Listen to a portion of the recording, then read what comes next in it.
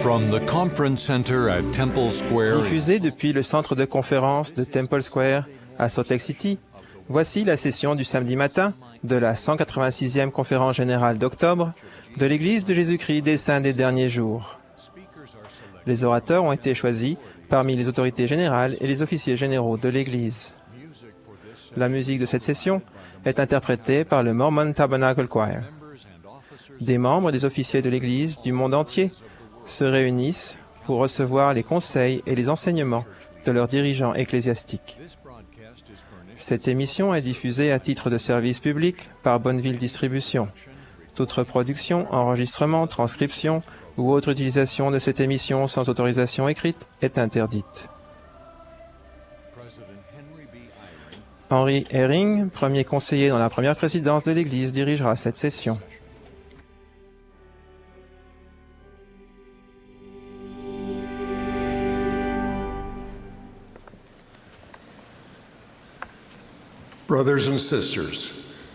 Frères et sœurs, nous vous souhaitons la bienvenue à la session du samedi matin de la 186e conférence générale d'octobre de l'Église de Jésus-Christ des Saints des Derniers Jours.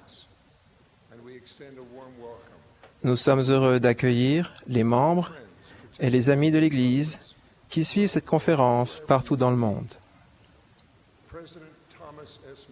Thomas Monson, qui préside cette conférence, m'a demandé de diriger cette session. La musique de cette session sera interprétée par le Mormon Tabernacle Choir, sous la direction de Mac Wilberg et de Ryan Murphy, avec Andrew Unsworth et Clay Christensen à l'orgue. Le chœur a ouvert cette session en chantant « Douce est la tâche » et il va maintenant chanter « With Songs of Grace ». La prière d'ouverture sera ensuite faite par Joy Jones, qui a été soutenue comme présidente générale de la primaire en avril dernier.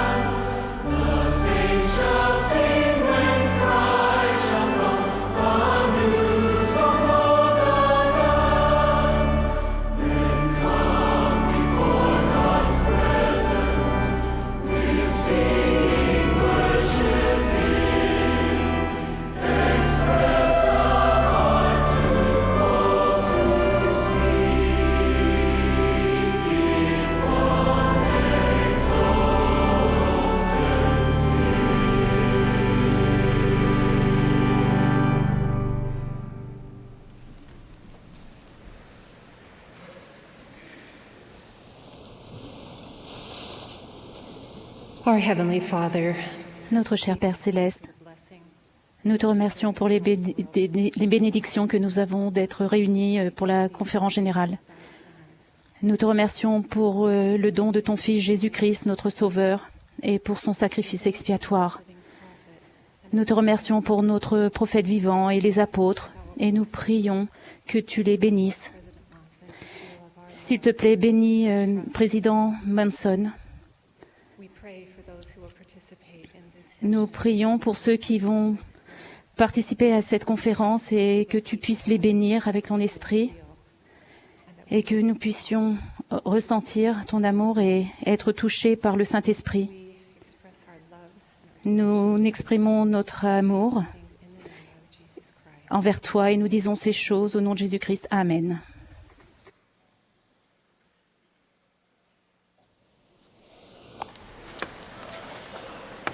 Nous aurons maintenant le plaisir d'écouter Dieter Uchtdorf, deuxième conseiller dans la première présidence. À la fin de son discours, le chœur interprétera « Seigneur, merci pour le prophète ». Nous écouterons ensuite Robert Hales du Collège des 12 apôtres. Il sera suivi de Carol McConkie, première conseillère dans la présidence générale des jeunes filles.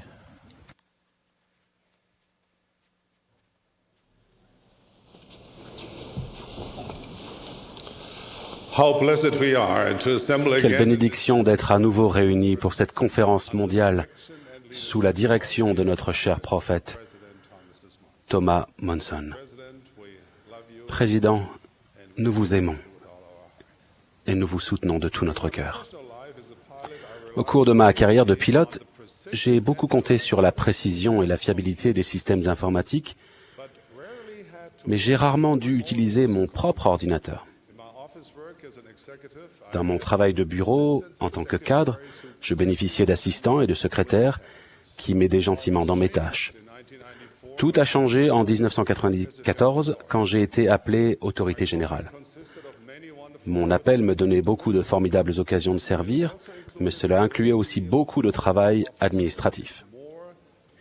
Bien plus que je ne l'imaginais. À mon grand étonnement, le principal outil pour rester efficace dans mon travail était un ordinateur personnel. Pour la première fois de ma vie, je devais me plonger dans ce monde étrange, mystique et incompréhensible. Dès le début, l'ordinateur et moi n'étions pas en très bons termes. Des techniciens compétents essayaient de m'apprendre comment utiliser l'ordinateur. Ils se tenaient littéralement derrière moi, passaient la main par-dessus mon épaule, bougeaient leurs doigts rapidement et tapaient une symphonie de percussions sur le clavier. Ils disaient fièrement « Vous voyez ? C'est comme ça que vous devez faire. » Je ne voyais pas. Ce fut une transition mouvementée. Ma courbe d'apprentissage ressemblait plus à un mur de briques. Il a fallu beaucoup de temps, de répétition, de patience, beaucoup d'espérance et de foi, le réconfort de ma femme et des litres de boissons gazeuses allégées dont je ne citerai pas la marque. Aujourd'hui, 22 ans plus tard, je suis entouré de technologies informatiques.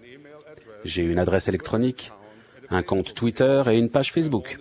Je possède un smartphone, une tablette, un ordinateur portable et un appareil photo numérique.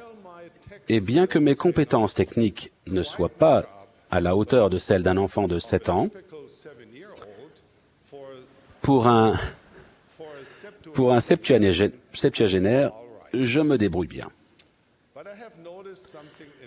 Mais j'ai remarqué quelque chose d'intéressant. Plus je deviens adepte de la technologie, plus je la tiens pour acquise.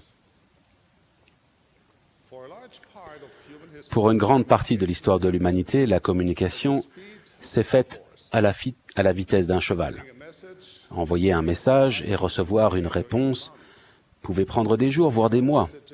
Aujourd'hui, nos messages parcourent des milliers de kilomètres dans les airs ou des milliers de mètres sous l'océan pour atteindre quelqu'un à l'autre bout du monde. Et s'il y a un délai de quelques secondes, nous sommes frustrés et impatients. Cela semble être la nature humaine. plus nous nous familiarisons avec quelque chose, même quelque chose de miraculeux ou de grandiose, plus nous perdons notre sens de l'émerveillement et la traitons comme quelque chose de commun. Tenir pour acquises nos technologies et nos commodités modernes peut sembler assez peu important. Mais malheureusement, nous avons parfois la même attitude envers la doctrine éternelle de l'Évangile de Jésus-Christ, qui a grandi l'âme. Dans cette Église, tant nous a été donné. Nous sommes entourés de tant de lumière et de vérités étonnantes que je me demande si nous apprécions vraiment ce que nous avons. Songez aux premiers disciples qui ont marché et parlé avec le Sauveur au cours de son ministère terrestre. Imaginez l'action de grâce et la révérence qui ont dû remplir leur cœur et leur esprit quand ils l'ont vu ressusciter du tombeau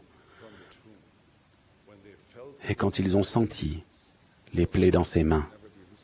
Leur vie ne serait plus jamais la même. Songez aux premiers saints dans cette dispensation qui ont connu le prophète Joseph et l'ont entendu prêcher l'Évangile rétabli. Imaginez ce qu'ils ont dû ressentir en découvrant que le voile entre la terre et les cieux était à nouveau levé, laissant la lumière et la connaissance éclairer le monde depuis notre foyer céleste là-haut. Par-dessus tout, pensez à ce que vous avez ressenti la première fois où vous avez cru et compris que vous étiez enfant de Dieu, que Jésus-Christ avait volontairement souffert pour vos péchés, afin que vous soyez purs à nouveau, que le pouvoir de la prêtrise était réel et pouvait vous lier à vos êtres chers pour le temps et pour l'éternité, et qu'il y avait un prophète vivant aujourd'hui sur la terre. N'est-ce pas merveilleux? En réfléchissant à tout ça, comment est-il possible que de tous les peuples, nous puissions ne pas être enthousiastes à l'idée d'assister à nos réunions de culte, ou que nous soyons fatigués de lire les Saintes Écritures? Je suppose que cela ne serait possible que si nos cœurs avaient cessé d'éprouver de la gratitude et d'être émerveillés par les dons sacrés et sublimes que Dieu nous a accordés. Des vérités qui changent la vie sont devant nos yeux et au bout de nos doigts. Mais parfois, nous sommes somnambules sur le chemin du disciple. Trop souvent, nous nous laissons distraire par les imperfections des autres membres au lieu de suivre l'exemple de notre Maître. Nous empruntons un chemin couvert de diamants, mais nous pouvons à peine les distinguer des cailloux ordinaires. Quand j'étais jeune, mes amis m'interrogeaient sur ma religion. Je commençais souvent par expliquer les différences, comme la parole de sagesse. D'autres fois, je soulignais les similitudes avec les autres religions chrétiennes. Rien de cela ne les impressionnait vraiment. Mais quand je parlais du grand plan de bonheur que notre Père Céleste a pour nous, ses enfants, j'avais leur attention. Je me souviens avoir essayé de dessiner le plan du salut sur un tableau noir dans une salle de classe de notre église. J'avais fait des cercles qui représentaient la vie prémortelle, la condition mortelle et le retour vers nos parents célestes après cette vie. Adolescent, j'adorais partager ce merveilleux message. Quand j'expliquais ces principes dans mes propres mots simples, mon cœur se remplissait de gratitude pour un Dieu qui aimait ses enfants. Et un Sauveur qui nous avait tous rachetés de la mort et de l'enfer. J'étais si fier de ce message d'amour et d'espérance. Certains de mes amis disaient que ce message leur semblait familier, même si de telles choses ne leur avaient jamais été enseignées dans leur éducation religieuse. C'était comme s'ils avaient toujours su que ces choses étaient vraies, comme si je n'avais fait qu'éclairer quelque chose qui était déjà enraciné dans leur cœur. Je crois que chaque être humain porte dans son cœur une forme de question fondamentale concernant la vie elle-même. D'où est-ce que je viens? Pourquoi suis-je ici? Que se passera-t-il après ma mort?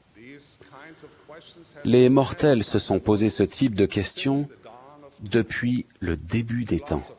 Les philosophes, les savants et les experts ont consacré leur vie et leur fortune à la recherche de réponses. Je suis reconnaissant que l'Évangile rétabli de Jésus-Christ possède les réponses aux questions les plus complexes de la vie. Ces réponses sont enseignées dans l'Église de Jésus-Christ des Saints des derniers jours.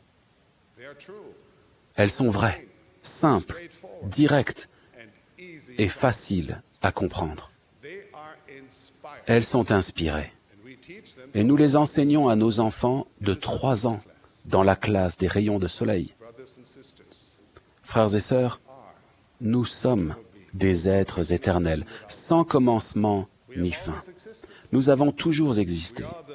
Nous sommes littéralement les enfants d'esprit de parents célestes divins, immortels et omnipotents.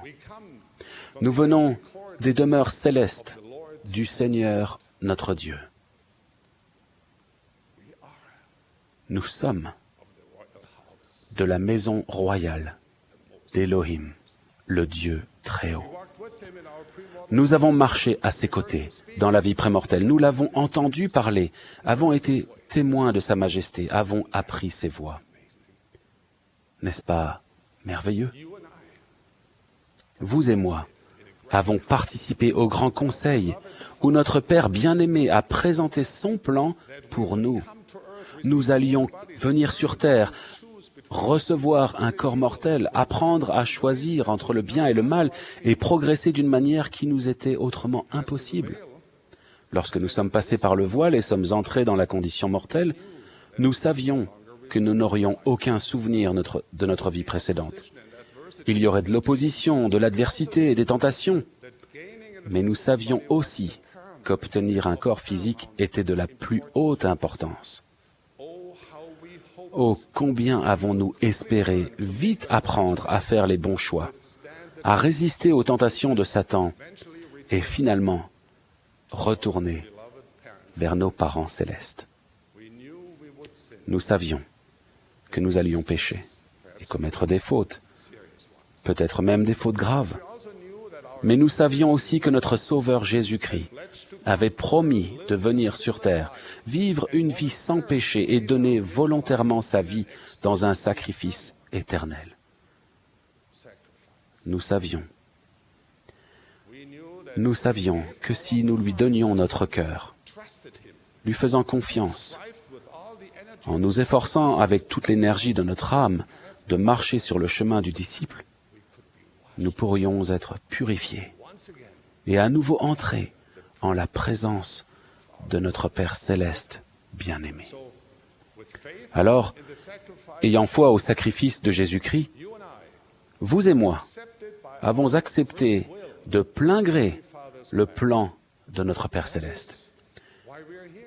C'est pour cela que nous sommes ici, sur cette magnifique planète Terre, parce que Dieu nous a offert la possibilité et nous avons choisi de l'accepter.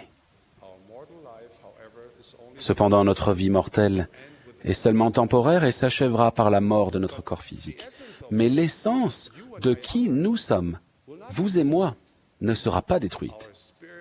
Notre esprit continuera à vivre et attendra la résurrection, un don gratuit pour tous de la part de notre Père céleste et de son Fils, Jésus-Christ. À la résurrection, notre esprit et notre corps seront alors réunis, libérés de la douleur et des imperfections physiques. Après la résurrection, il y aura un jour de jugement. Bien que tous seront finalement sauvés et hériteront un royaume de gloire, ceux qui placent leur confiance en Dieu et cherchent à suivre ses lois et ses ordonnances hériteront des vies dans les éternités dont la gloire est inimaginable et dont la majesté dépasse notre entendement.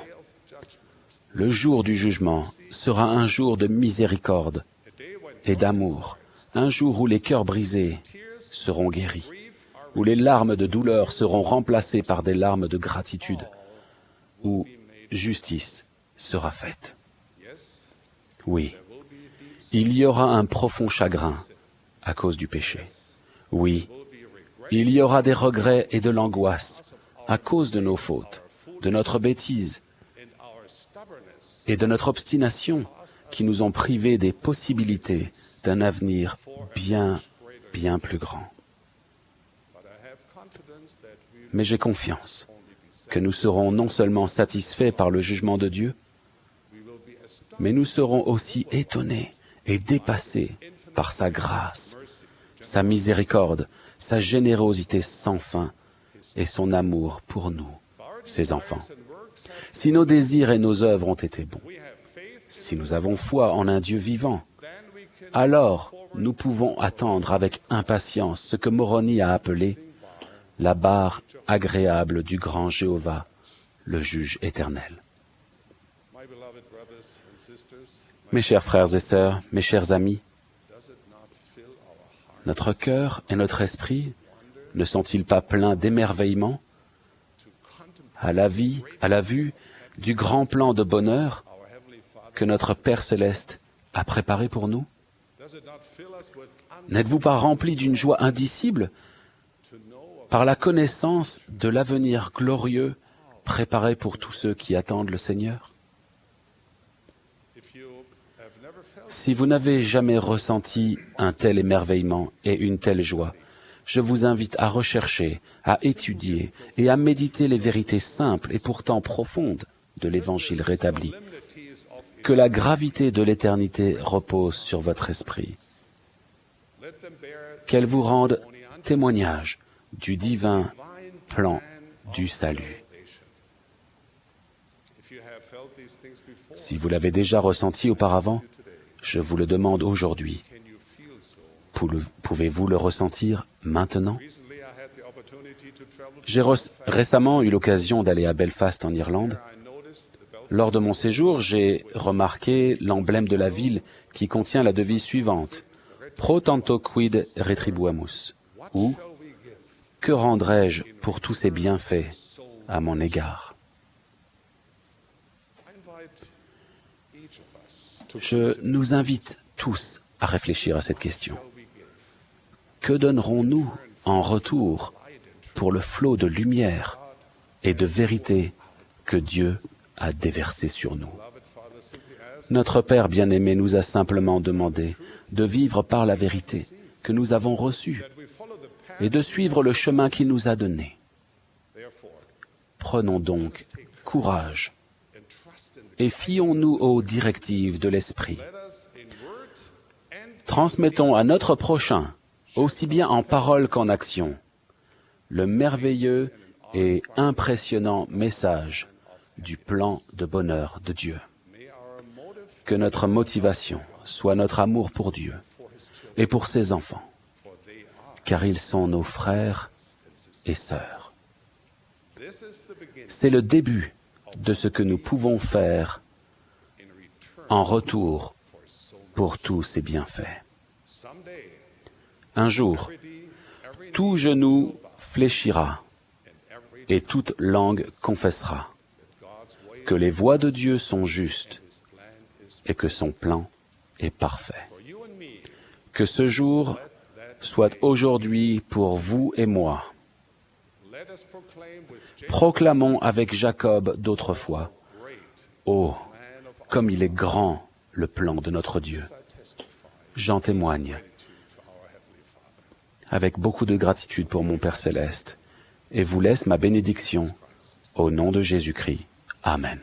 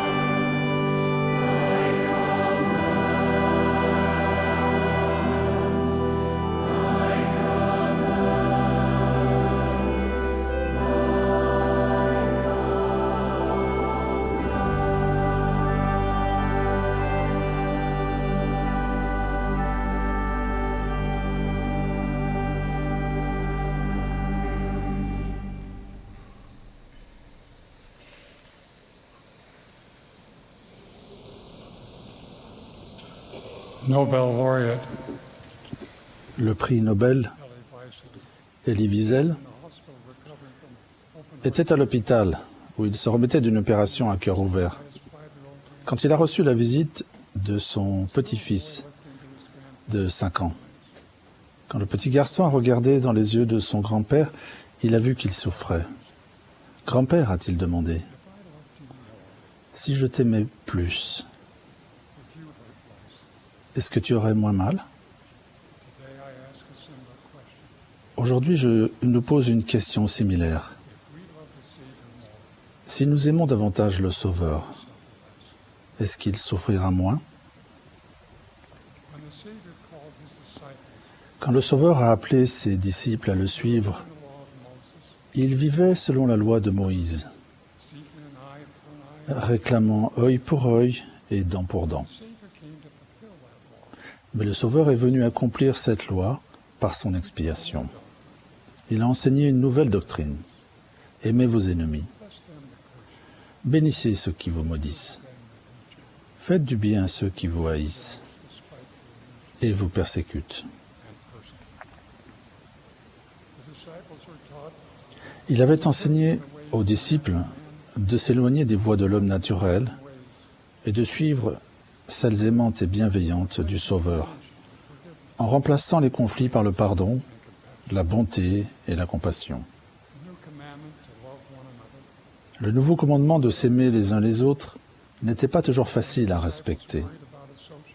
Quand les disciples étaient réticents à s'associer avec les pécheurs et avec certaines classes de gens, le Sauveur a enseigné patiemment.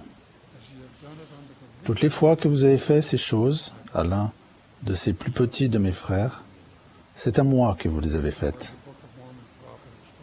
Ou comme l'a expliqué un prophète du livre de Mormon, lorsque vous êtes au service de vos semblables, vous êtes simplement au service de votre Dieu. Nous qui sommes les disciples du Sauveur en ces derniers jours, nous allons à lui en aimant et en servant les enfants de Dieu. En le faisant, nous ne pourrons peut-être pas éviter les tribulations, les afflictions et les souffrances de la chair, mais nous souffrirons moins spirituellement. Même dans nos épreuves, nous pouvons connaître la joie et la paix. Notre amour et notre service chrétien commencent naturellement au foyer.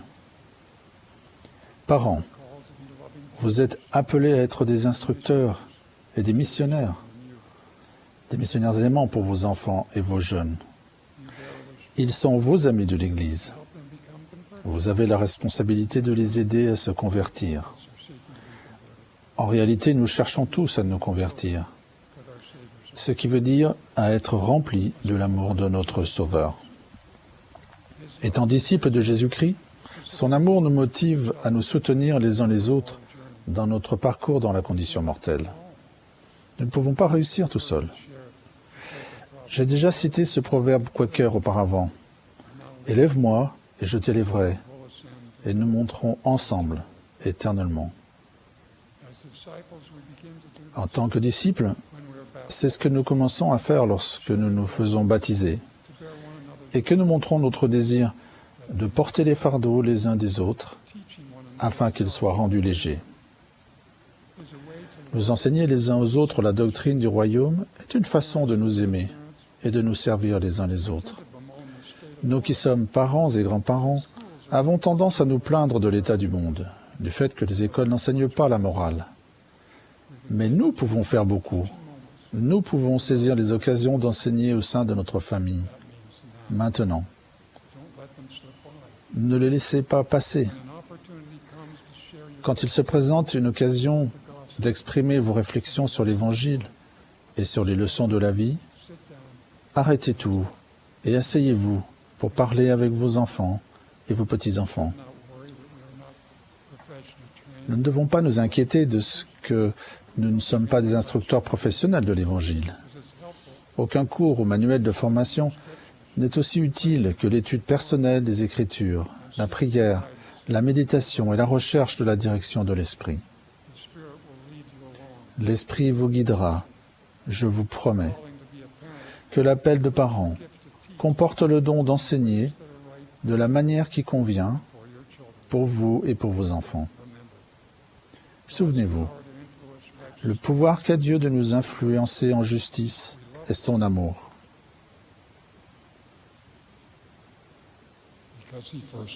Pour nous, nous l'aimons parce qu'il nous a aimés le premier.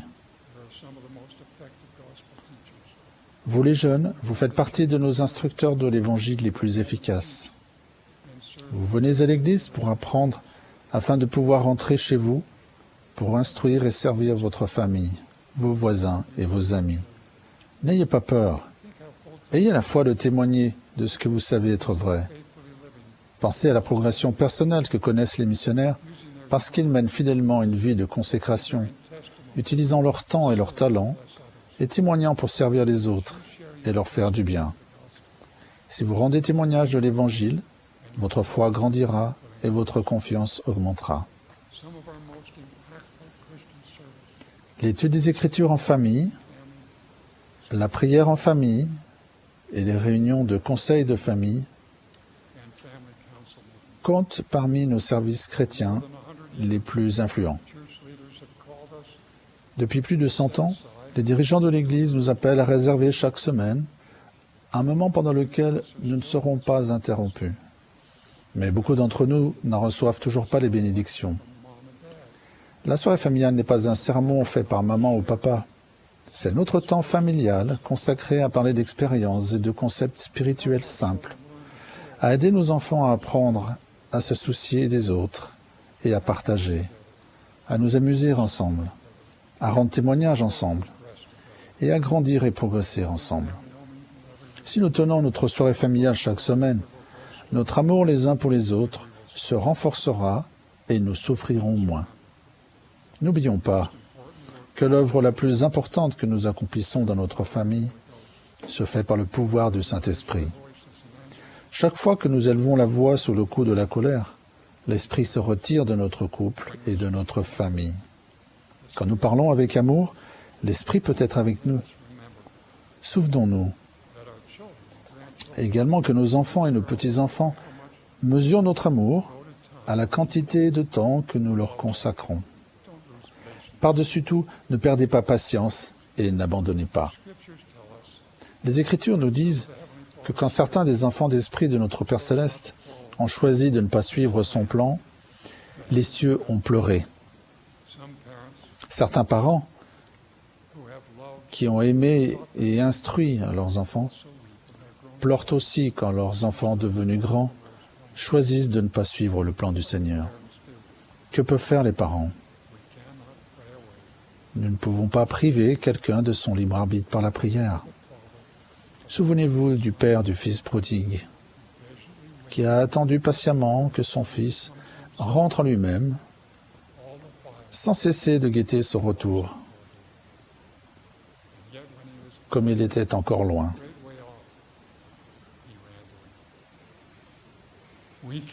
Nous pouvons prier pour être guidés, pour savoir quand parler et quoi dire, et quand ne rien dire. N'oubliez pas, nos enfants et les membres de notre famille ont déjà choisi de suivre le Sauveur dans leur état prémortel. Ce n'est parfois que par leurs propres expériences que ces sentiments sacrés sont de nouveau suscités. En dernier ressort, c'est à eux seuls qu'il appartient de choisir, d'aimer et de suivre le Seigneur. Il y a une autre façon particulière dont les disciples montrent leur amour du Sauveur. Aujourd'hui, je rends hommage à tous ceux qui servent le Seigneur en tant qu'aidants. Comme le Seigneur vous aime, dans votre service discret, qu'on ne met pas en avant, vous suivez celui qui a promis « Ton Père qui voit dans le secret, lui-même te récompensera ouvertement. » Je pense à mon voisin, dont la femme était atteinte de la maladie d'Alzheimer. Chaque dimanche, il l'aidait à s'habiller pour les réunions de l'église, à se coiffer, à se maquiller et à mettre ses boucles d'oreilles.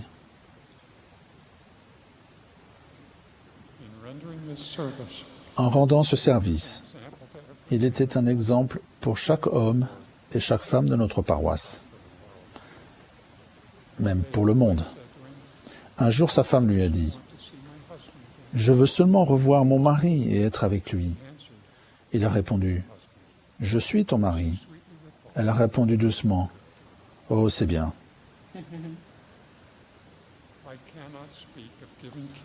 Je ne peux pas parler de prendre soin des autres sans faire mention de mon aidante spéciale, ma disciple du Sauveur particulière, ma compagne éternelle, Marie.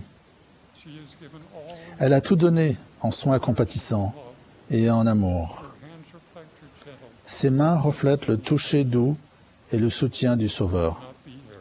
Je ne serais pas là sans elle. Et avec elle, je pourrais endurer jusqu'à la fin et vivre une vie éternelle. Si vous souffrez et que vous êtes seul, je vous exhorte à permettre au Sauveur d'être votre aidant. Prenez appui sur son bras généreux. Acceptez sa promesse. Je ne vous laisserai pas orphelins. Je viendrai à vous. Frères et sœurs, si nous n'avons pas encore fait pleinement, tournons plus notre cœur vers le pardon, la bonté et l'amour. Renonçons à la guerre qui fait si souvent rage dans le cœur de l'homme naturel et proclamons la sollicitude, l'amour et la paix du Christ. Si vous êtes parvenus à la connaissance de la gloire et de la bonté de Dieu, et aussi de l'expiation qui a été préparée dès la fondation du monde, vous ne serez pas enclins à vous nuire les uns aux autres, mais à vivre en paix. Et vous ne souffrirez pas que vos enfants transgressent les lois de Dieu et se battent et se querellent. Mais vous leur enseignerez à s'aimer les uns les autres et à se servir les uns les autres. Juste avant sa crucifixion, le Sauveur a enseigné à ses disciples, « Je vous donne un commandement nouveau. Aimez-vous les uns les autres, comme je vous ai aimé. Et si vous m'aimez, gardez mes commandements. » Je témoigne que la vraie posture du Sauveur envers nous est celle représentée par la statue de Thorvaldsen, le Christus. Il continue de tendre les mains.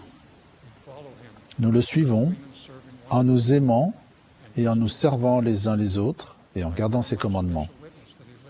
En ma qualité de témoin spécial, j'atteste qu'il vit et qu'il nous aime d'un amour parfait. Cette Église est la sienne. Thomas S. Monson est son prophète sur la terre aujourd'hui. Je prie pour que nous aimions davantage notre Père Céleste et son Fils, et souffrions moins. Au nom de Jésus-Christ. Amen.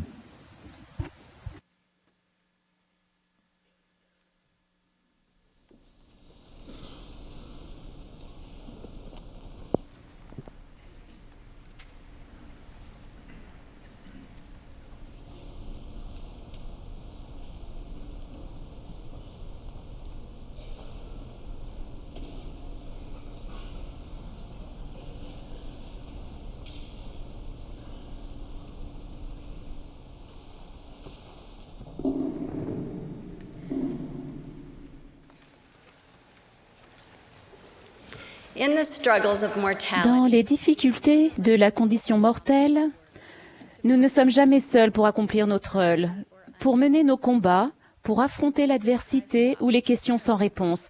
Jésus-Christ enseigna dans une parabole qu'il faut toujours prier et ne point se relâcher. Il raconta l'histoire d'un juge qui ne craignait pas Dieu et qui n'avait d'égard pour personne. Chaque jour, une veuve venait le voir, le suppliant de lui faire justice de sa partie adverse. Pendant un temps, le juge refusa de lui offrir aucun soulagement. Mais, à cause de ses supplications fidèles et constantes, le juge finit par se dire « Parce que cette veuve m'importune, je lui ferai justice, afin qu'elle ne vienne pas sans cesse me rompre la tête. » Puis Jésus expliqua « Entendez ce que dit le juge inique. Dieu ne fera-t-il pas justice à ses élus qui crient à lui jour et nuit? Et tardera-t-il à leur égard? Je vous leur dis, il leur fera promptement justice. » Le Seigneur pose ensuite cette question. « Mais quand le Fils de l'homme viendra, trouvera-t-il la foi sur la terre ?» La prière est essentielle pour développer la foi. À sa seconde venue, le Seigneur trouvera-t-il un peuple qui sait comment prier avec foi, étant ainsi préparé à recevoir le salut? Car quiconque invoquera le nom du Seigneur sera sauvé. Nous sommes les enfants d'un Père céleste aimant et nous pouvons être en communion avec lui lorsque nous prions d'un cœur sincère, avec une intention réelle, ayant foi au Christ. Puis, agissons conformément aux réponses que nous recevons par les murmures du Saint-Esprit. Avec foi, nous prions, nous écoutons et nous obéissons afin de pouvoir apprendre à ne faire qu'un avec le Père et le Fils. La prière de la foi permet de recevoir de glorieuses bénédictions des cieux. Le Sauveur a enseigné « Demandez et l'on vous donnera, cherchez et vous trouverez, frappez et l'on vous ouvrira. » Car quiconque demande reçoit, celui qui cherche trouve, et l'on ouvre à celui qui frappe.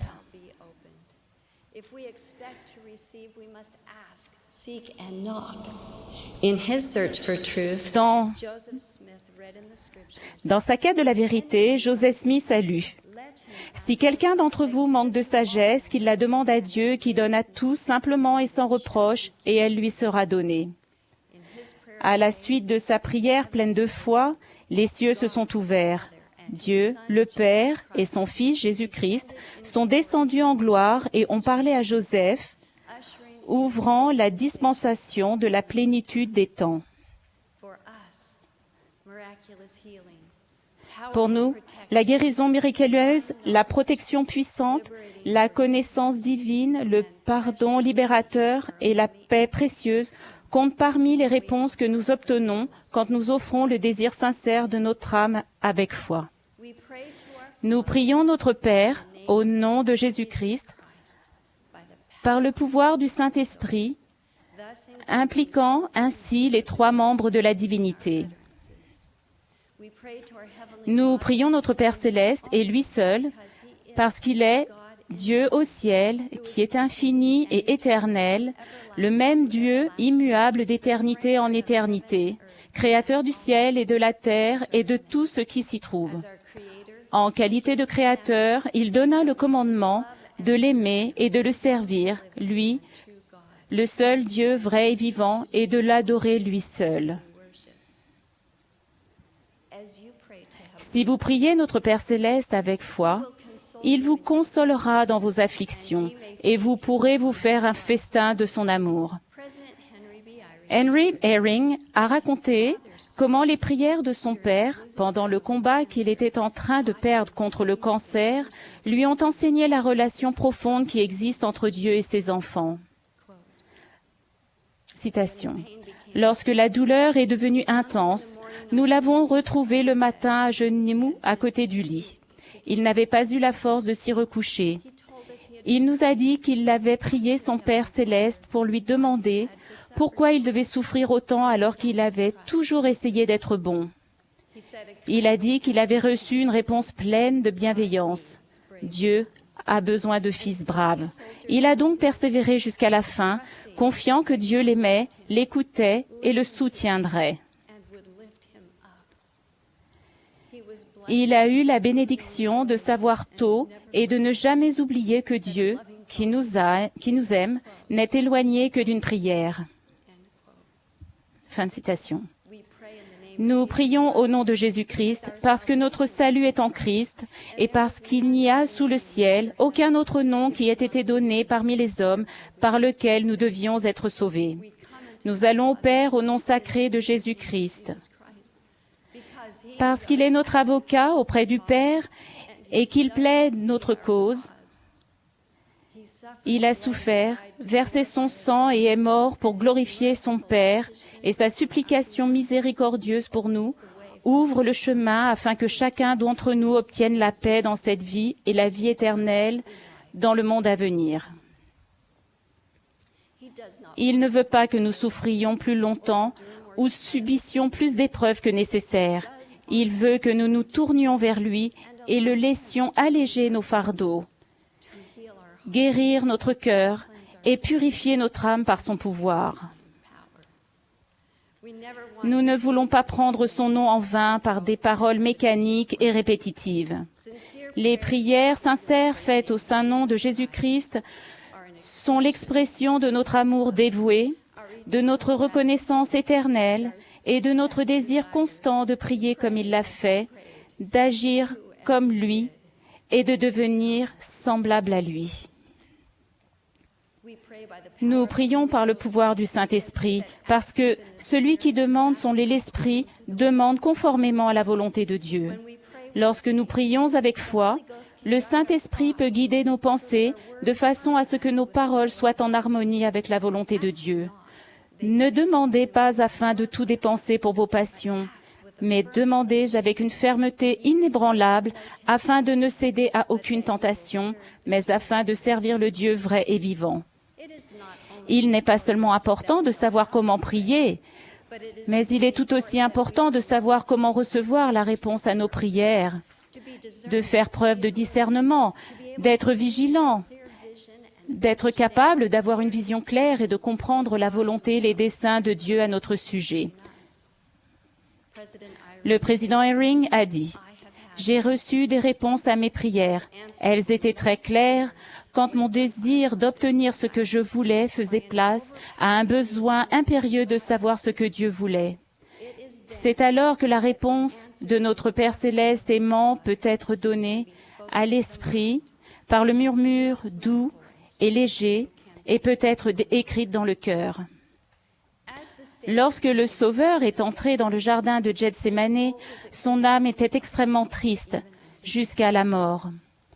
Pendant son agonie, la seule personne vers qui il pouvait se tourner était son Père. Il a prié, « Mon Père, s'il est possible que cette coupe s'éloigne de moi. » Mais il a ajouté, « Toutefois, non pas ce que je veux, mais ce que tu veux. » Bien que sans péché, le Sauveur a été appelé à subir des souffrances, des afflictions et des tentations de toute espèce, notamment les maladies et les infirmités de son peuple. Il a souffert selon la chair afin de prendre sur lui les péchés de son peuple, afin d'effacer ses transgressions selon le pouvoir de sa délivrance. À 3 reprises, il a prié, « Père, que ta volonté soit faite. » La coupe ne s'est pas éloignée. Par la prière fidèle et humble, il a été fortifié pour remplir sa mission divine consistant à préparer notre salut afin que nous puissions nous repentir, croire, obéir et obtenir les bénédictions de l'éternité. Les réponses que nous recevons par la prière ne correspondent pas toujours à ce que nous désirons, mais dans les moments de difficulté, nos prières deviennent une bouée de sauvetage qui nous fait ressentir l'amour et la miséricorde. Dans les moments de supplication, nous pouvons être fortifiés pour nous relever, aller de l'avant et accomplir tout ce à quoi nous avons été ordonnés. À ces saints qui vivent en des temps périlleux, le Seigneur dit « Que votre cœur soit consolé, car toute chair est entre mes mains. Soyez calmes et sachez que je suis Dieu. » Que nos prières soient faites en privé, en famille, à l'église, au temple ou tout autre endroit, que nous les fassions le cœur brisé et l'esprit contrit pour demander la sagesse divine ou simplement la force de persévérer, nous prions toujours de tout notre cœur.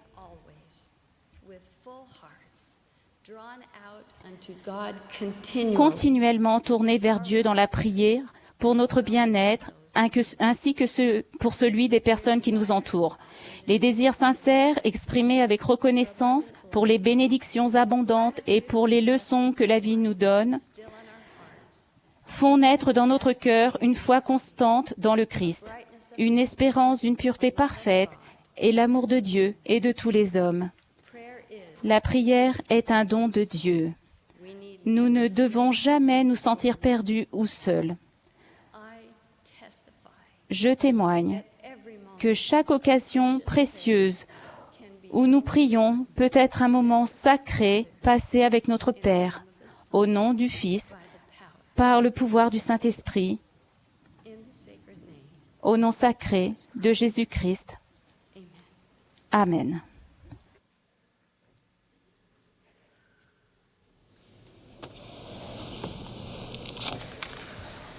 On a signal from the conductor. Au signal du directeur de la musique, l'assemblée se lèvera et se joindra au chœur pour chanter « Sauveur d'Israël ». Après le chant, nous écouterons Craig Christensen de la présidence des 70. Il sera suivi de Juan Uceda et de Devin Cornish des 70. Après leur discours, le chœur chantera « Take time to be holy ».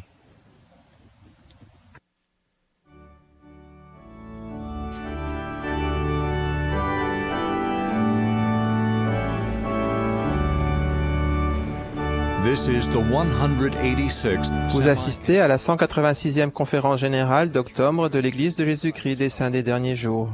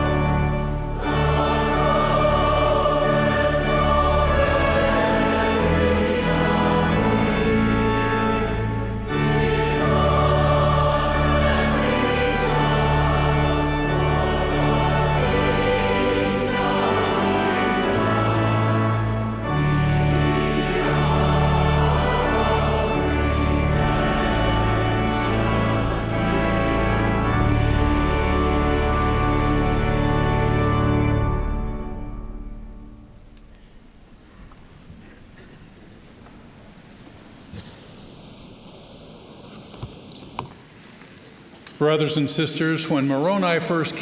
première fois que Moroni apparut à Joseph Smith, il l'avertit que son nom serait connu en bien et en mal parmi toutes les nations. Nous avons été témoins de l'accomplissement de cette prophétie. Dans le conflit entre le bien et le mal, le rétablissement de l'Évangile par l'intermédiaire de Joseph Smith le prophète a, d'un côté, inspiré des croyants qui le suivent, et de l'autre, mis en colère des adversaires qui s'attaquent furieusement à la cause de Sion et à Joseph Smith lui-même. Cette bataille n'est pas nouvelle. Elle commença peu après que le jeune Joseph se fut rendu dans le bosquet sacré et se poursuit de nos jours avec encore plus de visibilité sur l'Internet. Le Seigneur dit à Joseph Smith, « Les extrémités de la terre s'informeront de ton nom, les insensés te tourneront en dérision et l'enfer fera rage contre toi. Tandis que ceux qui ont le cœur pur, les sages, les nobles et les vertueux, chercheront constamment les conseils, l'autorité et les bénédictions de tes mains. » Je rends aujourd'hui mon témoignage à tous ceux qui désirent acquérir une meilleure compréhension de la mission de Joseph Smith, fils le prophète du rétablissement. Nous ne devons pas être gênés de témoigner de la mission de Joseph comme prophète, voyant et révélateur, parce que le Seigneur a toujours accompli son œuvre par l'intermédiaire de prophètes. Grâce aux vérités rétablies par l'intermédiaire de Joseph Smith, nous en savons plus sur notre Père céleste et le Sauveur Jésus-Christ. Nous connaissons leurs attributs divins, la relation qu'ils ont l'un avec l'autre et avec nous, ainsi que le grand plan de rédemption qui nous permet de revenir en leur présence. Brigham Young a déclaré au sujet de Joseph: « Il a été décrété dans les conseils de l'éternité longtemps avant que les fondations de la terre aient été posées, qu'il serait, lui, Joseph Smith, l'homme qui, dans la dernière dispensation de ce monde, apporterait la parole de Dieu aux hommes et recevrait la plénitude des clés et du pouvoir de la prêtrise du Fils de Dieu.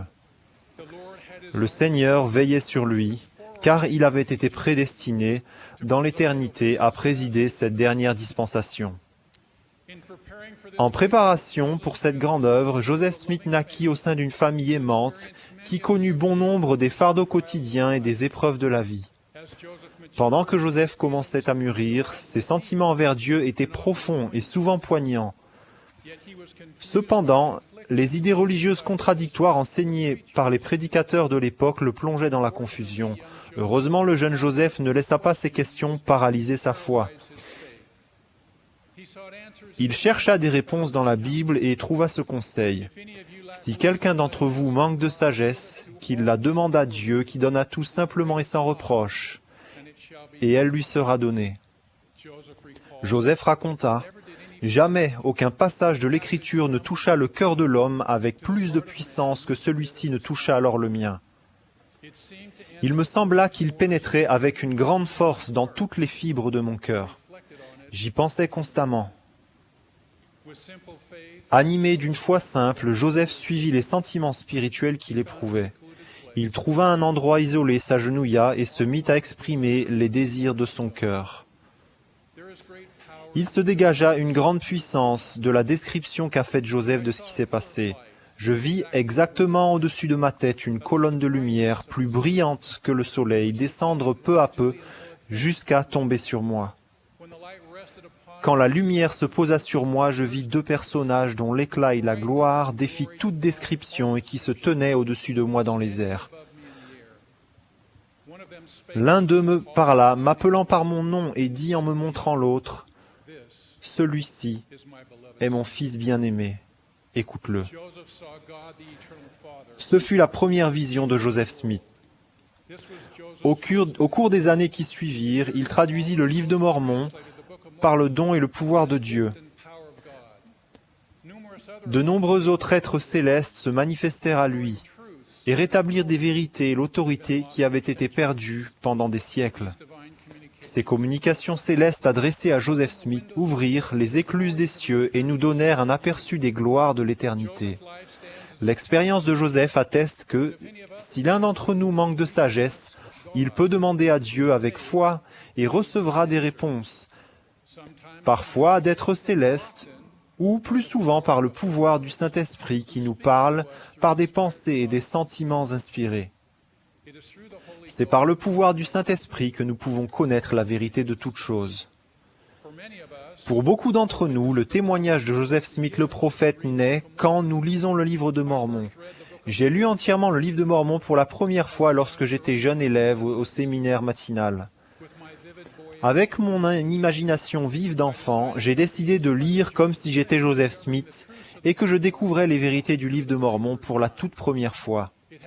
Cela a eu un tel impact sur ma vie que je continue de lire le livre de Mormon de cette manière.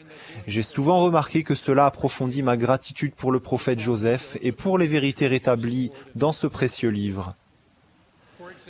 Par exemple, imaginez ce que Joseph a pu ressentir lorsqu'il traduisait les pages au sujet du baptême pour la rémission des péchés. Joseph, à qui l'on avait dit de ne se joindre à aucune des églises existantes, devait évidemment se poser des questions au sujet de cette ordonnance salvatrice.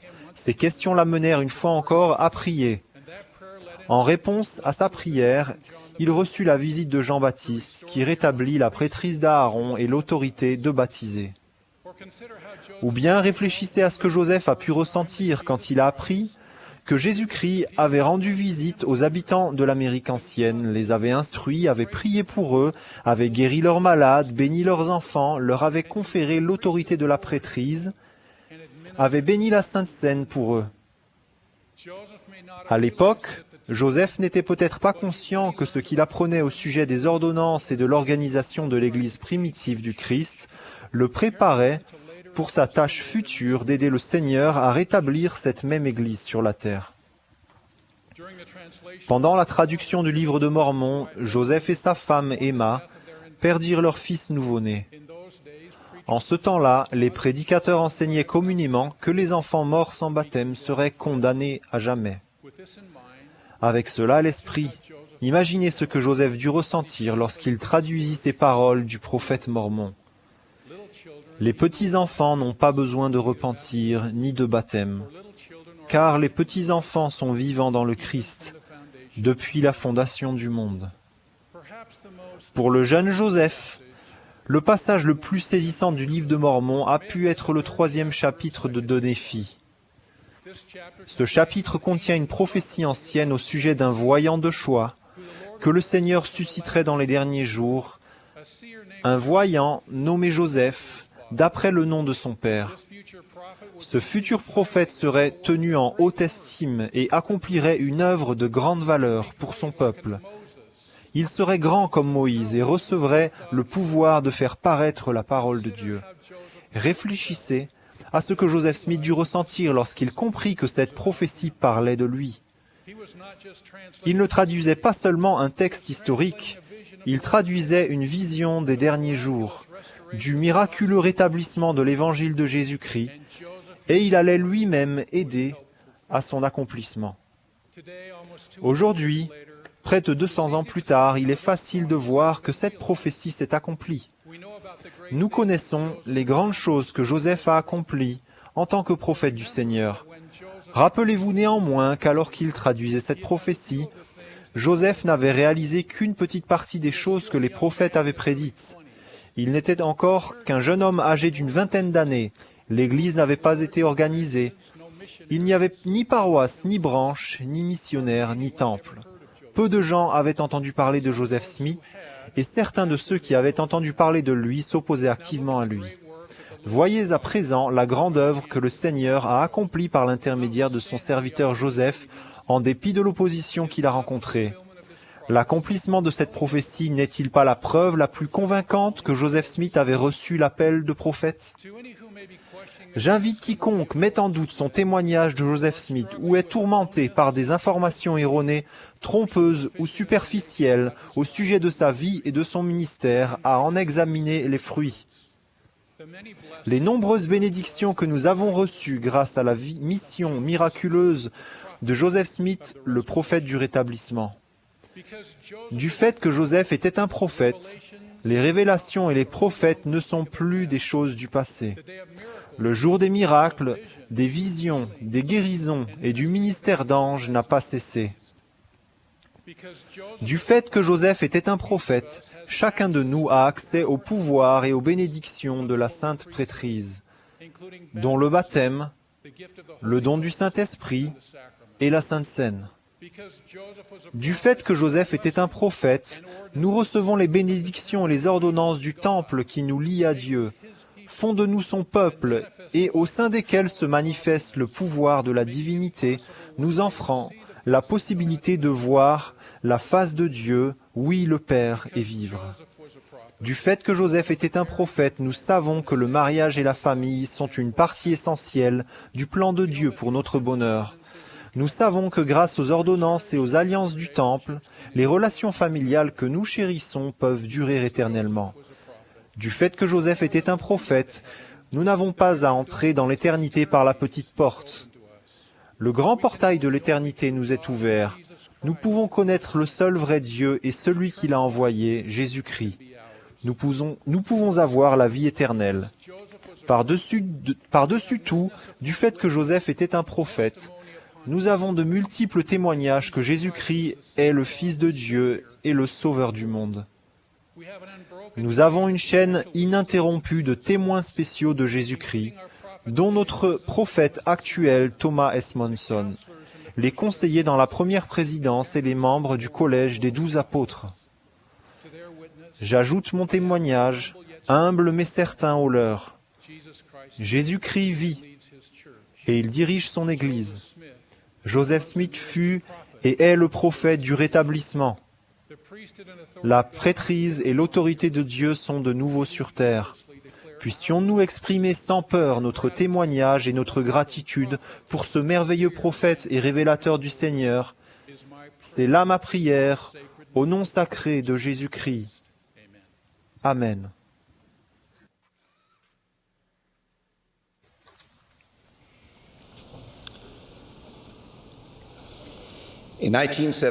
En décembre 1977, j'étais missionnaire à plein temps à Cusco, au Pérou.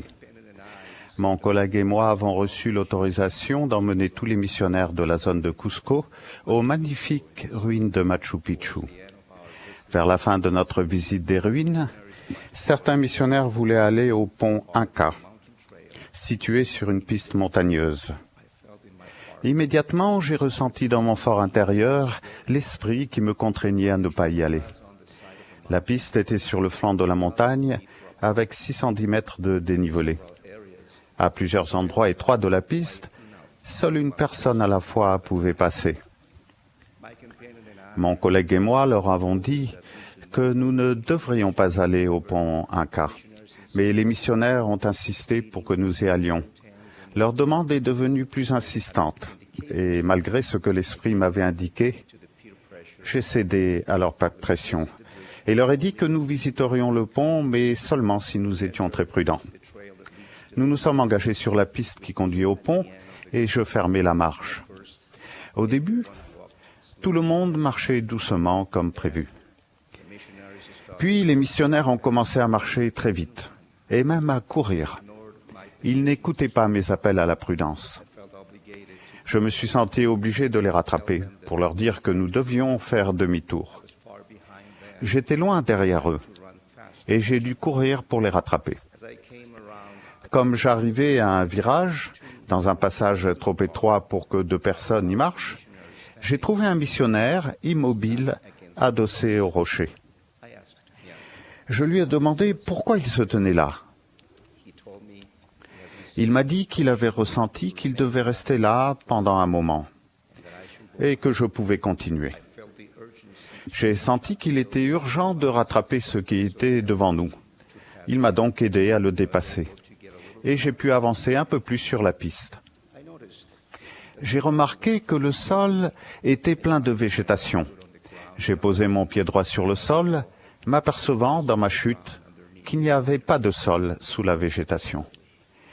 Je me suis désespérément accroché à des branches qui étaient sous la piste. Pendant un moment, j'ai pu voir en dessous, quelques 600 mètres sous mes pieds, la rivière Urubamba qui traverse la vallée sacrée des Incas. Je sentais mes forces m'abandonner.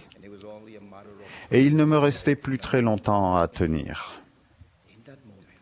À ce moment, j'ai prié avec ferveur.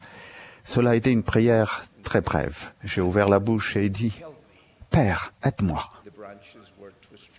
Les branches n'étaient pas assez solides pour supporter le poids de mon corps. Je savais que la fin était proche. Au moment même où j'étais sur le point de tomber, j'ai senti une main ferme me prendre par le bras et me remonter. Avec cette aide, j'ai pu continuer à me battre et remonter sur la piste. C'est le missionnaire qui était resté en arrière qui m'a sauvé. Mais en réalité, c'est notre Père Céleste qui m'a sauvé. Il a écouté ma voix. J'avais entendu la voix de l'Esprit 3 fois auparavant, me disant de ne pas aller au pont Inca. Mais je n'avais pas obéi à cette voix. J'étais sous le choc. J'étais pâle et je ne savais pas quoi dire. Puis je me suis souvenu que les autres missionnaires étaient devant nous. Alors nous sommes partis à leur recherche.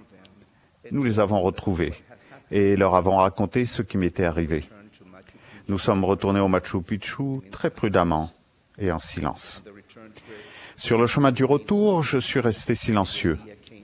Et l'idée m'est venue que Dieu avait prêté attention à ma voix, mais que je n'avais pas prêté attention à la sienne. J'étais profondément attristé d'avoir désobéi à sa voix. Et en même temps, je ressentais une profonde gratitude pour sa miséricorde. Il n'a pas exercé sa justice contre moi, mais dans sa grande miséricorde, il m'a sauvé la vie. À la fin de la journée, au moment de ma prière personnelle, j'ai prié avec ferveur le Père des miséricordes et le Dieu de toute consolation. J'ai prié d'un cœur sincère, avec une intention réelle, ayant foi au Christ. Le matin de ce même jour, j'ai prié avec mes lèvres. Et lorsque j'étais sur le point de périr, je l'ai prié avec mon cœur. J'ai réfléchi à ma vie jusqu'à ce moment. J'ai découvert qu'à de nombreuses occasions, notre Père Céleste avait été très miséricordieux envers moi. Il m'a enseigné beaucoup de leçons ce jour-là au Machu Picchu et à Cusco au Pérou. L'une des grandes leçons était que je devais toujours prier, d'un cœur sincère, avec une intention réelle, faisant preuve de foi au Christ. Le Seigneur Jésus-Christ prit un jour en un certain lieu. Et lorsqu'il eut achevé, un de ses disciples lui dit « Seigneur, enseigne-nous à prier. » Il enseigna alors à ses disciples à prier. Et aujourd'hui, il nous enseigne tous à prier, comme nous l'imaginons priant à Gethsémane, disant « Toutefois, que ma volonté ne se fasse pas, mais la tienne. » Quand vous priez, voulez-vous vraiment, réellement, que sa volonté soit faite et non la vôtre? Paul décrit comment Jésus priait dans les jours de sa chair, en particulier à Gethsémane. Ayant présenté avec de grands cris et avec larmes des prières et des supplications à celui qui pouvait le sauver de la mort, et ayant été exaucé à cause de sa piété. Quand vous priez, le faites-vous réellement ou vous contentez-vous de dire des prières? Êtes-vous superficiel dans vos prières? Jésus priait intensément et parlait avec son Père. Jésus fut aussi baptisé, et pendant qu'il priait, le ciel s'ouvrit. Quand vous priez, ressentez-vous que les cieux sont ouverts? Quand avez-vous ressenti pour la dernière fois cette connexion avec les cieux? Jésus se préparait en priant son Père avant de prendre d'importantes décisions. Jésus se rendit sur la montagne pour prier, et il passa toute la nuit à prier Dieu. Quand le jour parut, il appela ses disciples, et il en choisit 12, auxquels il donna le nom d'apôtres. Vous préparez-vous à prendre d'importantes décisions en priant votre Père Céleste? Vous préparez-vous pour un moment de prière? Quand Jésus est venu sur le continent américain, il a enseigné au peuple à prier. Et Jésus leur dit, « Continuez à prier. » Et ils ne cessèrent pas de prier. Jésus nous invite à prier toujours. Jésus sait que notre Père Céleste nous entend et nous donne ce qui est le mieux pour nous. Pourquoi refusons-nous parfois de recevoir? Pourquoi? À l'instant même où nous disons « Père Céleste », il écoute nos prières, nous accorde son attention et est sensible à nos besoins. Et ainsi, ses yeux et ses oreilles sont maintenant connectés aux vôtres. Il lit nos pensées et notre cœur. Nous ne pouvons rien lui cacher.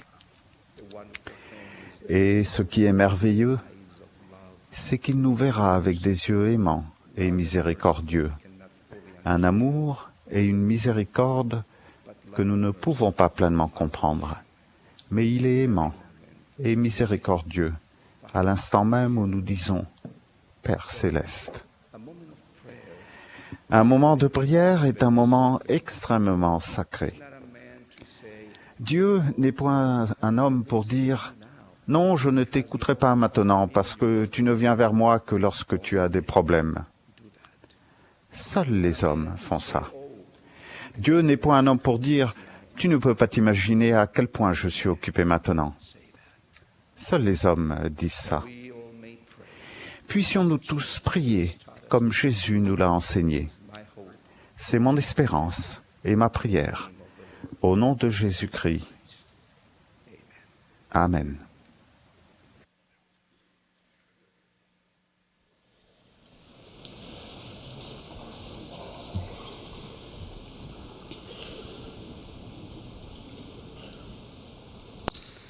Dear sisters and brothers, Chers frères et sœurs,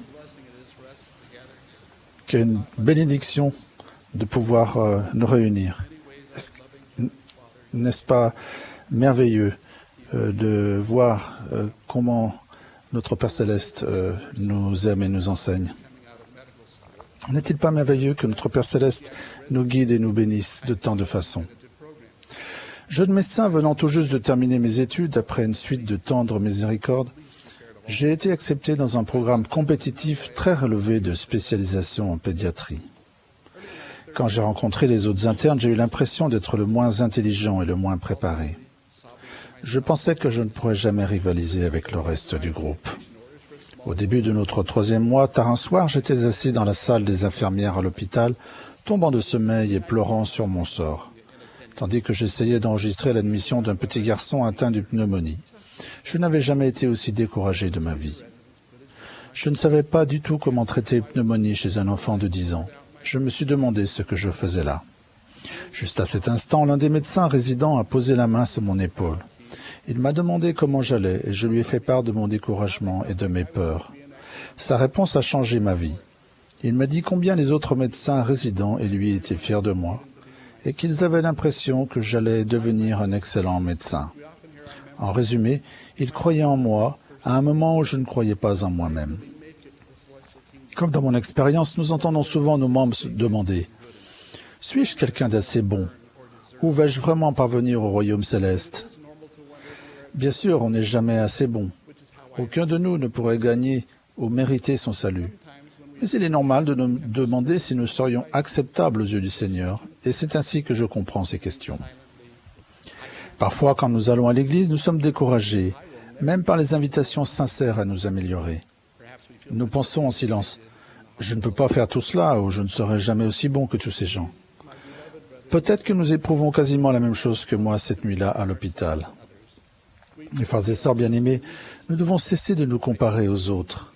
Nous nous torturons inutilement en faisant la compétition et en nous comparant. Nous nous trompons en jugeant notre valeur aux choses que nous avons ou que nous n'avons pas et à l'opinion des autres. Si nous devons comparer, comparons ce que nous étions par le passé avec ce que nous sommes aujourd'hui et même avec ce que nous voulons être à l'avenir. La seule opinion de nous qui compte est celle de notre Père Céleste. Demandons-lui sincèrement ce qu'il pense de nous. Il nous aimera, il nous corrigera, mais il ne nous découragera pas. Ça, c'est le piège de Satan. Je veux être direct et clair. Les réponses aux questions « Suis-je assez bon ? Vais-je y arriver ?» sont « oui ». Vous allez être assez bon. Et oui, vous allez y arriver. Tant que vous continuez de vous repentir et que vous ne vous justifiez pas et ne vous rébellez pas. Le Dieu des cieux n'est pas un arbitre cruel qui cherche un prétexte quelconque pour nous sortir du match. Il est notre Père qui nous aime de façon parfaite et il aspire plus que tout à ce que tous ses enfants rentrent au foyer et vivent avec lui en famille pour toujours. Il a vraiment donné son Fils unique afin que quiconque croit en lui ne périsse point, mais qu'il ait la vie éternelle. Croyez en cette vérité éternelle, puisez-y de l'espérance et du réconfort. L'intention de notre Père Céleste est que nous réussissions. C'est là son œuvre et sa gloire. J'aime bien la façon dont Gordon Hinckley avait l'habitude d'enseigner ce principe. Je l'ai entendu dire à plusieurs reprises. Frères et sœurs, tout ce que le Seigneur attend de nous, c'est que nous essayions. Mais nous devons vraiment essayer. Essayer vraiment signifie faire de notre mieux, en reconnaissant les domaines où nous devons nous améliorer, puis en essayant à nouveau. En répétant ce procédé, nous nous rapprochons de plus en plus du Seigneur. Nous ressentons de plus en plus son esprit. Et nous recevons davantage de la grâce du Seigneur et de son aide. Je pense que parfois, nous ne savons pas à quel point le Seigneur veut nous aider.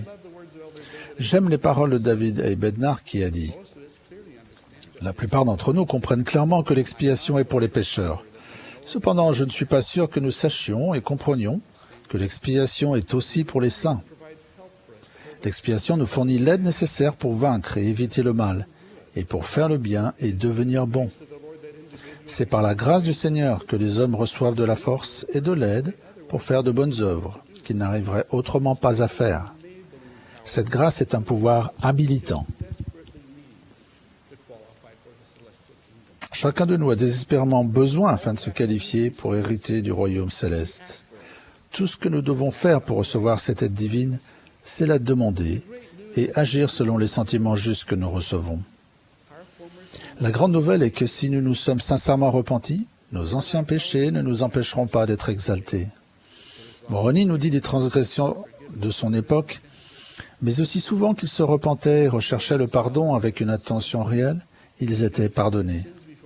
Et le Seigneur lui-même dit du pécheur, « S'il confesse ses péchés devant toi et moi et se repent en toute sincérité de cœur, tu lui pardonneras et je lui pardonnerai aussi. » Oui, et toutes les fois que mon peuple se repentira, je lui pardonnerai ses offenses envers moi. Si nous nous repentons sincèrement, Dieu nous pardonnera vraiment, même si nous avons commis le même péché à maintes reprises. Comme l'a dit Jeffrey R. Holland, quel que soit le nombre d'occasions que vous pensez avoir manquées, quel que soit le nombre de fautes que vous pensez avoir commises, je témoigne que vous n'êtes pas hors de la portée de son amour divin. Il ne vous est pas possible de tomber plus bas que là où brille la lumière infinie de l'expiation du Christ. Cela ne signifie en aucun cas que le péché n'est pas grave. Le péché a des conséquences. Le péché blesse toujours et fait du mal, à la fois aux pécheurs et aux personnes affectées par ces péchés. Et le vrai repentir n'est jamais facile. De plus, veuillez comprendre que, bien que Dieu ôte la culpabilité et les souillures de nos péchés, quand nous nous repentons sincèrement, il peut ne pas enlever immédiatement toutes les conséquences de nos péchés. Parfois, elles nous accompagnent toute notre vie. Et la pire sorte de péché est le péché prémédité, où l'on pense « je peux pécher maintenant et me repentir plus tard ». Je pense que c'est une moquerie solennelle du sacrifice et des souffrances de Jésus-Christ. Le Seigneur lui-même a déclaré « Car moi, le Seigneur, je ne puis considérer le péché avec la moindre indulgence. » Et Alma a proclamé « Voici, je te le dis, la méchanceté n'a jamais été le bonheur. » L'une des raisons pour lesquelles la déclaration d'Alma est particulièrement vraie est qu'avec la répétition du péché, nous nous éloignons de l'esprit. Nous nous décourageons, puis nous cessons de nous repentir. Mais je le répète, grâce à l'expiation du Sauveur, nous pouvons nous repentir et être complètement pardonnés aussitôt que notre repentir est sincère. Ce que nous ne pouvons pas faire, c'est nous justifier au lieu de nous repentir. Cela ne fonctionnera pas de nous justifier de nos péchés en disant « Dieu sait que c'est simplement trop dur pour moi, alors il m'accepte comme je suis. » Essayer vraiment signifie que nous continuons de faire des efforts pour atteindre pleinement la norme du Seigneur, qui est clairement définie par les questions qu'on nous pose, pour la délivrance d'une recommandation à l'usage du temple. L'autre chose qui nous empêchera à coup sûr d'entrer aux cieux et nous privera de l'aide dont nous avons besoin est la rébellion. Dans le livre de Moïse, nous apprenons que Satan a été chassé des cieux pour rébellion. Nous sommes en rébellion chaque fois que nous disons à notre cœur « Je n'ai pas besoin de Dieu et je n'ai pas besoin de me repentir ». En tant que pédiatre en soins intensifs, je sais que si une personne rejette de façon inappropriée un traitement qui pourrait lui sauver la vie, cela peut la conduire inutilement à la mort physique. De la même façon, quand nous nous rebellons contre Dieu, nous rejetons notre seule aide et notre seul espoir qui est Jésus-Christ, ce qui nous conduit à la mort spirituelle. Aucun de nous ne peut faire cela par ses propres capacités. Aucun de nous ne sera jamais assez bon si ce n'est par les mérites et la grâce de Jésus-Christ. Mais du fait que Dieu respecte notre libre arbitre, nous ne pouvons pas non plus être sauvés sans faire d'efforts. C'est ainsi que l'équilibre entre la grâce et les œuvres fonctionne. Nous avons cette espérance dans le Christ, parce qu'il veut nous aider et nous changer. En fait, il vous aide déjà. Arrêtez-vous un moment, réfléchissez et prenez conscience de son aide dans votre vie. Je vous témoigne que si vous essayez vraiment, et que vous ne vous justifiez pas, et que vous ne vous rebellez pas, et que vous vous repentez souvent, et que vous implorez la grâce ou l'aide du Christ, vous serez assurément assez bon, c'est-à-dire acceptable devant le Seigneur. Vous réussirez à atteindre le royaume céleste en étant parfait dans le Christ. Et vous recevrez les bénédictions, la gloire et la joie que Dieu désire pour chacun de ses précieux enfants, vous et moi compris. Je témoigne que Dieu vit et qu'il veut que nous revenions en sa présence, au nom sacré de Jésus-Christ. Amen.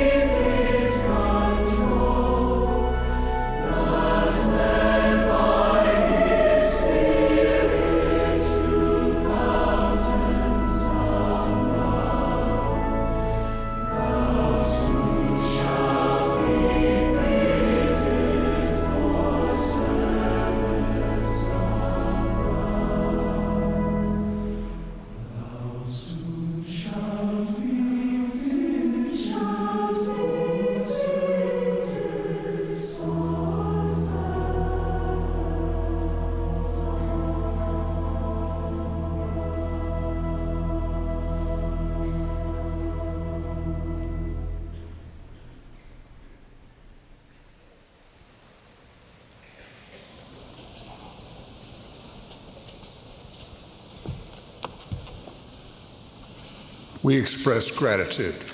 Nous remercions le Mormon Tabernacle Choir de la belle musique qu'il a interprétée ce matin.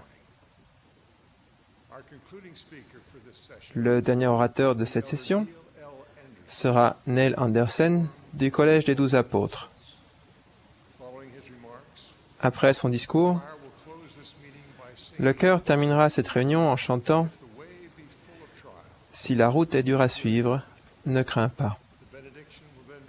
Ensuite, Marcus Nash, des 70, fera la prière de clôture.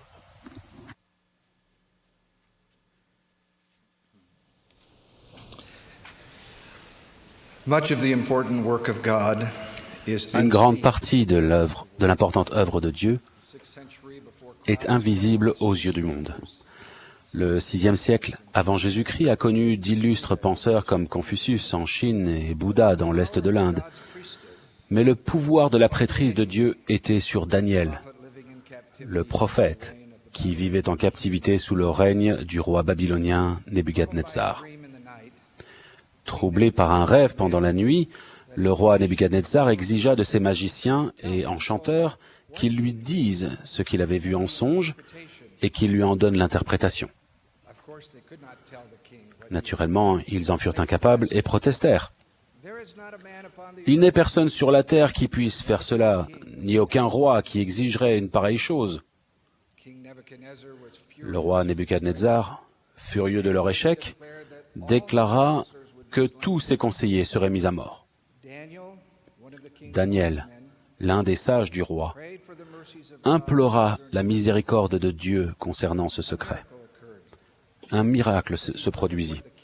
Le secret du songe du roi fut révélé à Daniel. Il fut conduit devant le roi. « Es-tu capable de me faire connaître le songe que j'ai eu et son explication ?»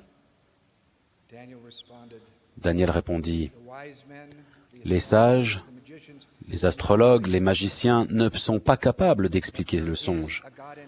Mais il y a dans les cieux un Dieu qui peut révéler ces choses et qui a fait connaître au roi Nebuchadnezzar ce qui arrivera dans la suite des temps. Le Dieu des cieux suscitera un royaume, une pierre qui se détachera sans le secours d'aucune main, deviendra une grande montagne et remplira toute la terre qui ne sera jamais détruite et qui subsistera éternellement. Le songe est véritable et son explication est certaine. » Son rêve ayant été expliqué et interprété, le roi s'exclama, « Votre Dieu est le Dieu des dieux et le Seigneur des rois. » L'intervention miraculeuse de Dieu auprès de Daniel s'est avérée être la prophétie du rétablissement à venir de l'évangile de Jésus-Christ. Un royaume qui remplirait toute la terre, ne serait jamais détruit et subsisterait éternellement. Le nombre de membres de l'Église dans les derniers jours resterait relativement faible, comme l'a prophétisé Néphi, mais il serait réparti sur toute la surface de la terre, et le pouvoir et les ordonnances de la prêtrise seraient accessibles à tous ceux qui le désireraient, remplissant la terre comme Daniel l'a prédit. En 1831, Joseph Smith, le prophète, a reçu la révélation suivante. Les clés du royaume de Dieu et du rassemblement d'Israël des quatre coins de la terre sont remises à l'homme sur la terre. Et c'est de là que l'Évangile roulera jusqu'aux extrémités de la terre, comme la pierre, détachée de la montagne sans le secours d'aucune main, roulera jusqu'à remplir toute la terre. Le rassemblement d'Israël est un miracle et s'apparente à un immense puzzle dont les pièces seront mises à leur place avant les glorieux événements de la seconde venue. Nous serions perplexes devant une montagne faite des morceaux d'un puzzle. De même, les premiers saints ont dû penser que le commandement de porter l'Évangile rétabli au monde entier était une tâche presque aussi impossible. Mais ils commencèrent, une personne et un morceau du puzzle à la fois, trouvant les bords rectilignes, formant correctement le pourtour de cette œuvre divine. Petit à petit, la pierre détachée sans le secours d'aucune main a commencé à rouler. Des centaines, puis des milliers et des dizaines de milliers, et maintenant des millions de saints des derniers jours dans l'Alliance, dans toutes les nations, joignent entre elles les pièces du puzzle de cette œuvre merveilleuse et de ce prodige. Chacun de nous est un morceau du puzzle, et chacun de nous aide à positionner d'autres pièces importantes. Vous êtes nécessaires à cette grande cause. La vision qui s'étale devant nous est claire maintenant. Nous pouvons voir le miracle qui se poursuit et la main du Seigneur qui nous guide pour remplir les parties manquantes. Ensuite, le grand Jéhovah dira que l'œuvre est accomplie et il reviendra en majesté et en gloire. Le président Monson a dit « Le moment est venu pour les membres et les missionnaires de s'unir, d'œuvrer ensemble pour lui amener des âmes. Il nous aidera dans notre tâche si nous agissons avec foi pour accomplir son œuvre. » La responsabilité confiée par Dieu, qui autrefois reposait principalement sur les épaules des missionnaires à plein temps, repose désormais sur nous tous. Nous voulons tous proclamer l'Évangile rétabli, et nous en sommes reconnaissants, des milliers de personnes se font baptiser chaque semaine. Mais malgré cette merveilleuse bénédiction, le souci que nous avons de nos frères et sœurs, et notre désir de plaire à Dieu, nous donne le sentiment de l'urgence de faire connaître et de fortifier le royaume de Dieu dans le monde entier. Même avec un désir ardent de parler de l'Évangile, il se peut que vous ne soyez pas du tout satisfait de la réussite de vos efforts passés. Peut-être éprouvez-vous ce qu'un ami m'a confié. J'ai parlé de l'Église à notre famille et à nos amis, mais peu ont montré de l'intérêt, et à chaque rejet, je suis devenu plus réticent. Je sais que je dois en faire davantage, mais je suis coincé. Et tout ce que je ressens, c'est une immense culpabilité. Voyons si je peux aider. La culpabilité a un rôle important, car elle nous fait prendre conscience des changements que nous devons faire, mais il y a des limites à l'aide qu'elle nous apporte. La culpabilité est comme une batterie dans une voiture à essence. Elle peut éclairer la voiture, faire démarrer le moteur et alimenter les phares, mais elle ne fournit pas le carburant pour le long trajet à venir. En soi, la batterie ne suffit pas. La culpabilité non plus. Je suggère que vous arrêtiez de vous sentir coupable de ne pas en faire assez pour faire connaître l'Évangile. Priez plutôt, comme Alma l'a enseigné, pour que des occasions vous soient données d'être les témoins de Dieu en tout temps et en toutes choses et dans tous les lieux où vous serez, afin que d'autres soient rachetés par Dieu et soient comptés avec ceux de la première résurrection, afin qu'ils aient la vie éternelle. C'est une motivation bien plus forte que la culpabilité. Être les témoins de Dieu en tout temps et en tout lieu reflète notre façon de vivre et de nous exprimer. Parlez ouvertement de votre foi en Christ. Quand l'occasion se présente, parlez de sa vie, de ses enseignements et de son don incomparable au genre humain.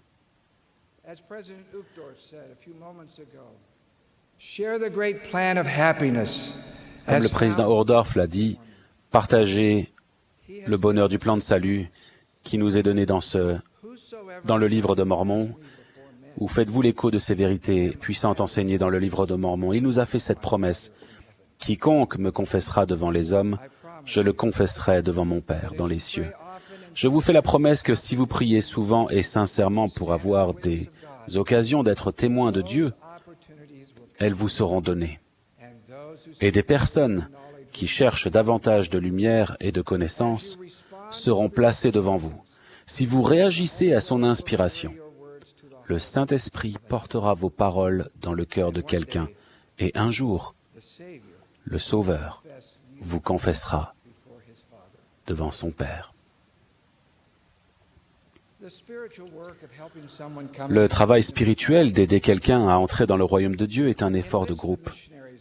Sollicitez les missionnaires dès que vous pouvez et priez pour que le ciel vous aide.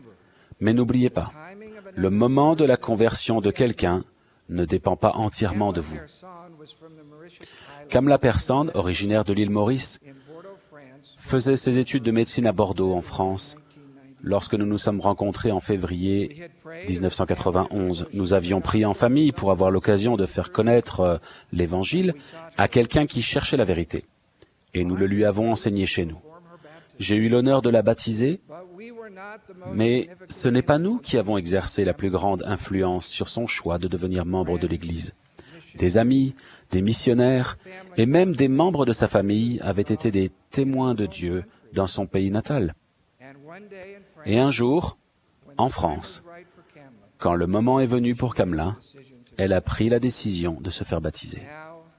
Aujourd'hui, 25 ans plus tard, cette décision lui a apporté de très nombreuses bénédictions et son fils est missionnaire à Madagascar. Ne considérez pas les efforts que vous faites pour faire connaître l'amour du Sauveur à quelqu'un comme un examen dont la note serait déterminée par l'enthousiasme avec lequel vos amis réagissent à vos sentiments ou à votre invitation à rencontrer les missionnaires. Avec nos yeux mortels, nous ne pouvons pas juger des effets de nos efforts, pas plus que définir le moment où ils porteront leurs fruits. Quand nous faisons connaître l'amour du Sauveur à quelqu'un, comme frère Hales nous l'a enseigné, notre note est toujours 20 sur 20. Certains gouvernements ont restreint l'action des missionnaires, ce qui conduit nos nobles membres à faire preuve d'un courage encore plus grand pour être des témoins de Dieu en tout temps et en tout lieu. Nadejda de Moscou met souvent un exemplaire du livre de Mormon dans un paquet cadeau, avec beaucoup de bonbons tout autour. Elle explique « Je leur dis que c'est le cadeau le plus doux que je puisse leur faire. » Peu après son baptême en Ukraine, Svetlana s'est sentie inspirée à parler de l'Évangile à un homme qu'elle voyait souvent dans le bus. Quand il est descendu à son arrêt, elle lui a demandé « Aimeriez-vous en savoir davantage sur Dieu ?» L'homme a répondu « Oui ». Les missionnaires ont instruit Victor et il s'est fait baptiser. Plus tard, Svetlana et lui ont été scellés au temple de Freiberg, en Allemagne. Soyez alerte, faites attention. Vos bénédictions peuvent se manifester de manières inattendues. Il y a 7 ans, Cathy et moi avons rencontré Diego Gomez et sa magnifique famille à Salt Lake City. Ils assistaient en même temps que nous à une visite guidée du temple, mais ont décliné poliment notre invitation d'en apprendre plus sur l'Église. En mai dernier, j'ai été surpris de recevoir un appel téléphonique de Diego. Des événements de sa vie l'avaient conduit à s'agenouiller pour prier. Il était allé trouver les missionnaires de lui-même, avait suivi les leçons et était prêt pour le baptême. Le 11 juin dernier, je suis entré dans les eaux du baptême avec mon ami Diego Gomez, disciple comme moi. Sa conversion s'est faite au moment voulu et grâce à l'aide et au soutien de nombreuses personnes qui sont allées vers lui en qualité de témoins de Dieu. À nos jeunes et jeunes adultes remarquables partout dans le monde, je lance l'invitation et le défi d'être des témoins de Dieu. Dans votre entourage, il y a des personnes en recherche spirituelle. Vous vous souvenez du puzzle? Vous n'arrivez pas à la table de jeu les mains vides, mais vous disposez de la technologie et des médias sociaux. Nous avons besoin de vous. Le Seigneur a besoin que vous soyez encore plus engagés dans cette grande cause. Il a dit, « Allez, faites de toutes les nations des disciples, les baptisant au nom du Père, du Fils et du Saint-Esprit. » Ce n'est pas un hasard si vous vivez en Afrique, en Asie, en Europe, en Amérique du Nord, du Centre ou du Sud, en Océanie ou dans d'autres endroits de ce monde qui est à Dieu. Car l'Évangile doit aller à toutes les nations, familles, langues et peuples. Le Dieu des cieux a suscité un royaume, une pierre qui s'est détachée sans le secours d'aucune main, qui est devenue une grande montagne et qui remplit toute la terre, qui ne sera jamais détruite et qui subsistera éternellement. Le songe est véritable et son explication est certaine. Je termine par ces paroles tirées de Doctrine et Alliance. Invoquez le Seigneur pour que son royaume aille de l'avant sur la terre, pour que les habitants de la terre le reçoivent et soient préparés pour les jours à venir, où le Fils de l'homme descendra des cieux, revêtu de l'éclat de sa gloire, à la rencontre du royaume de Dieu sur la terre. Au nom de Jésus-Christ. Amen.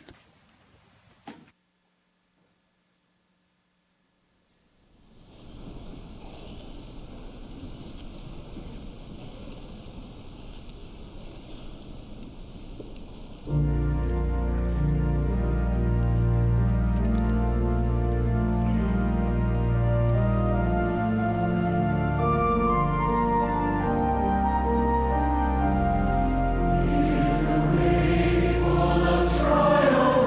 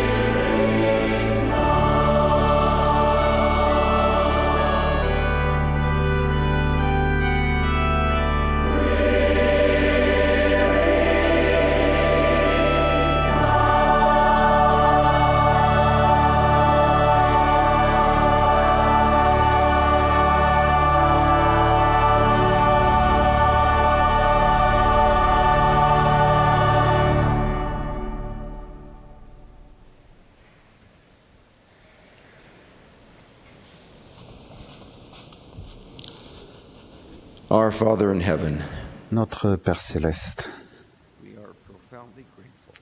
nous sommes profondément reconnaissants pour la grande bénédiction que c'est pour nous d'être ici et d'écouter les sessions de la conférence. Nous te remercions pour la doctrine qui a été enseignée, les principes qui sont délicieux pour notre âme, qui nous nourrissent. Nous sommes reconnaissants pour l'occasion que nous avons d'avoir été invités. Nous prions pour que tu nous bénisses, pour que nous suivions ces invitations et obéissions à ces principes, pour que le Saint-Esprit nous guide sur les voies de la sagesse et que nous soyons bénis, que nous prospérions dans ces temps difficiles. Nous prions avec amour et reconnaissance envers toi et ton Fils, et le faisons au nom de Jésus-Christ. Amen.